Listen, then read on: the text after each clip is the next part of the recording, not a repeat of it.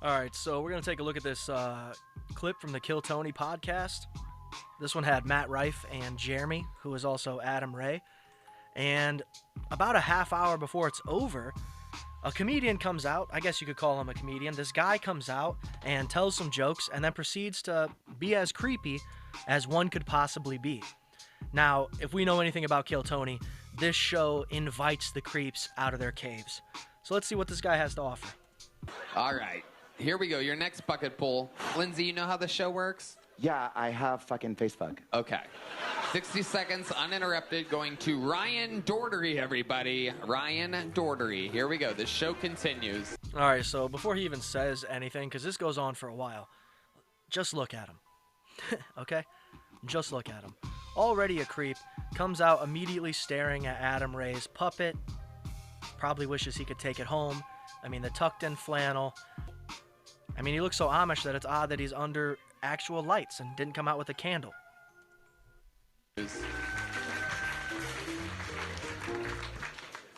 Remember, none of this matters. I know I look like a Mormon CrossFit instructor.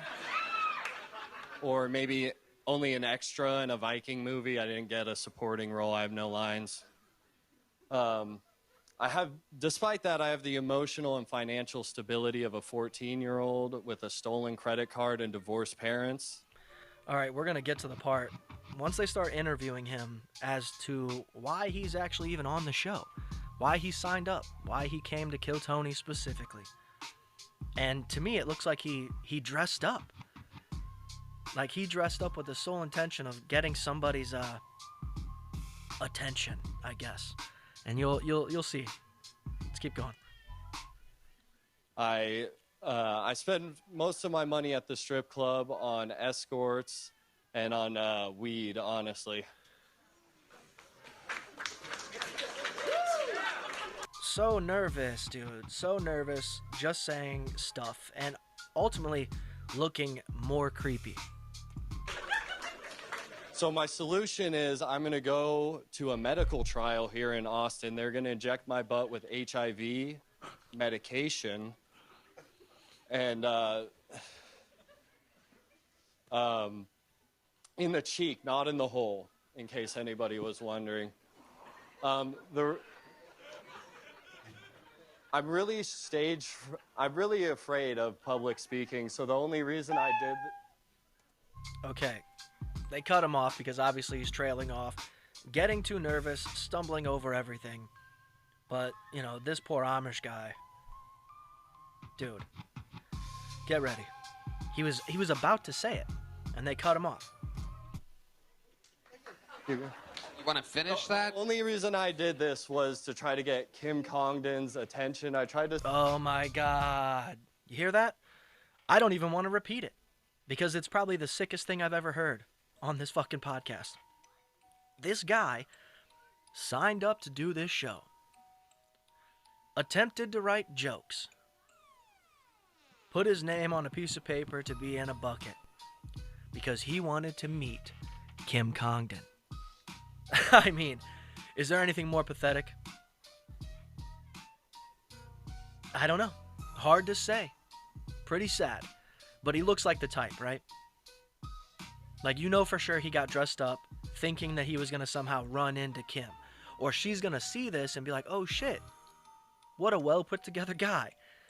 Although I'm pretty sure Kim Congdon has a man. So I don't know what he expects to happen here. It's the creepiest shit I've seen on Kill Tony, and this show is full of fucking creeps. Tried to send her flowers here. Holy shit. Holy shit. This is a live stalking? This is what this show's come to? Yes. The show has arrived. It was one thing when everyone was bombing, guys just coming down from the woods to get all their socializing out of their system at once. But you are here to get Kim Congdon's attention? Now, see, that's what we've been trying to tell you, Tony, is your show is ruining comedy. It's not helping. It's not making it better. It's not doing anything but inciting these weirdos who just want some sort of attention or to get somebody else's attention, dude. I mean, he's sending flowers to the fucking mothership, hoping Kim Congdon, and that's creepy, bro. That's creepy. That's just like Bobby Lee leaving his phone number or his Instagram or whatever on a receipt for a flight attendant.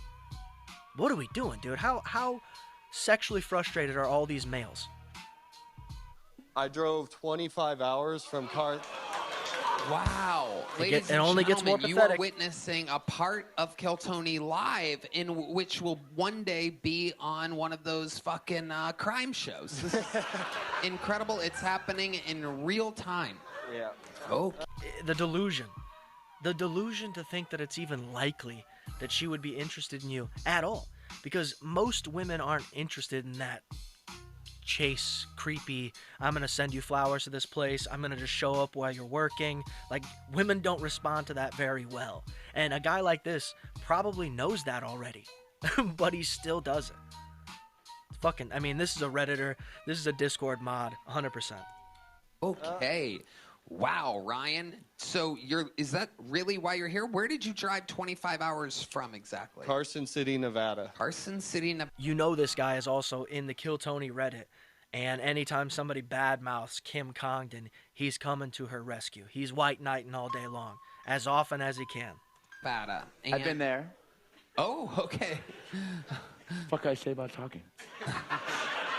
Where in Carson City? Oh, great question, Lindsay. I love that you go right to questions. Maybe you missed the part that I always tell Jeremy and Dr. Phil and Elaine, in which don't ask stupid questions for no reason because it derails the entire interview portion of the show.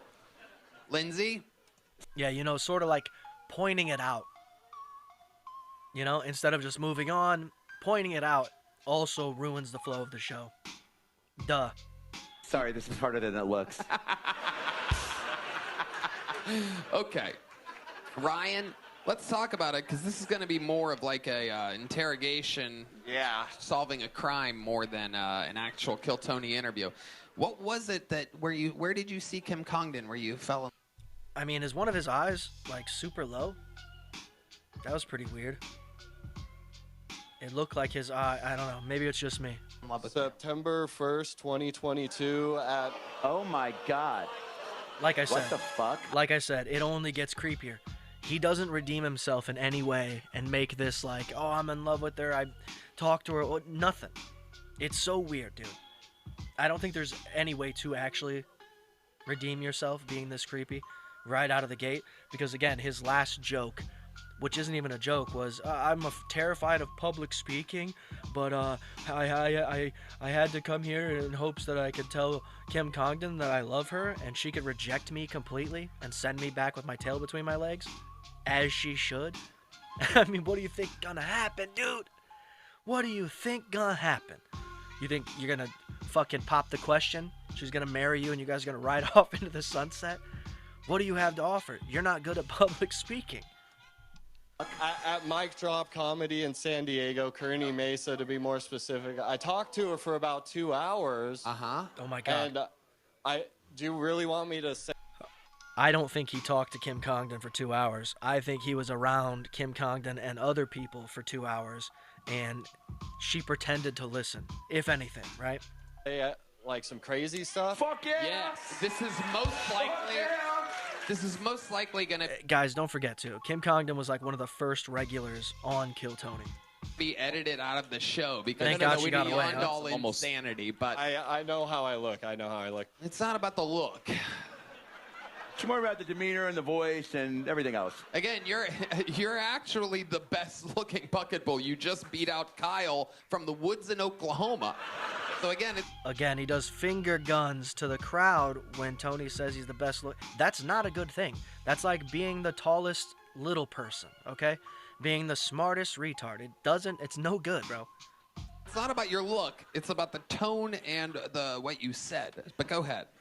I told her that night, I said, you know Tony Hinchcliffe and Nikki Glazer, I assume. You guys should roast my favorite athlete, Tom Brady. That was in 2022. Okay. Wow. So he's the one that came up with the idea to roast Tom Brady? Is what he's saying?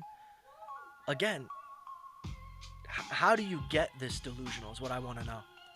The prophecy came true. The prophecy came true. Dude, you should tell me to fucking get a bunch of fucking sex going. What? Sex or sesh? I don't know. Sex. Sex. Gotcha. Fucking. So, Ryan, you talked to her that night.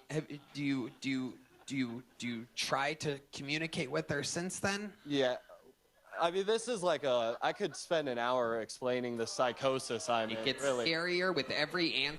Like I said, and Tony's acknowledging it, it does get scarier. This is frightening. This is not good. It doesn't get better. And the fact that he's sort of aware of how creepy it is, but he's still going about it, makes it even creepier, dude. But again, I just share this stuff with you guys to make a point that this show is not inviting on top tier comedians. It's like 1 in maybe like 1,200 that there's a good comedian. Truly. But it's fun to watch people attempt an art form that is, without question, very humiliating. If you're not good. If you're not confident even. But to use this platform to get a hold of one of the first regulars and think, I don't know, something's gonna come of it. I mean, you gotta shut it down now. This thing's gotta end, right? We can't keep doing Kill Tony if this is the people that are coming on this fucking podcast. This isn't good. I mean, they had Gareth Pursehouse not that long ago, and he murdered, like, Drew Carey's ex-girlfriend. And he came on and tried to roast Tony and them. Fucking real-life murderer on this show. So it's not new that they're inviting on creepy motherfuckers like this. It's just new that they're letting you know how creepy they are. Either way, guys, hit the like, hit the subscribe, and we'll see you in the next one.